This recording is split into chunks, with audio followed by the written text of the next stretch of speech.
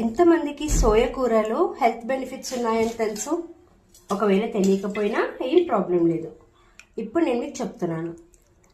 Soya కూరలో vitamin C అనేది చాలా ఎక్కువగా ఉంటుంది. దీంట్లో కాల్షియం, ఐరన్, ఫాస్ఫరస్, మెగ్నీషియం ఇవి అన్నీ కూడా బోన్ హెల్త్ అన్నది ఇంప్రూవ్ చేస్తుంది. సో ట్రై చేస్తారా?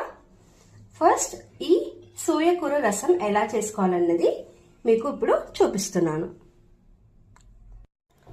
ముందుగా నేను ఇక్కడ 4 కట్టల సోయా కూరని క్లీన్ చేసి కట్ చేసి పెట్టుకున్నాను. 1 స్పూన్ ధనియాలు, 1 స్పూన్ జీలకర్ర, అలాగే 1 స్పూన్ మిరియాలు, 4-5 పచ్చిమిరపకాయలు, అలాగే ఒక కరివేపాకు,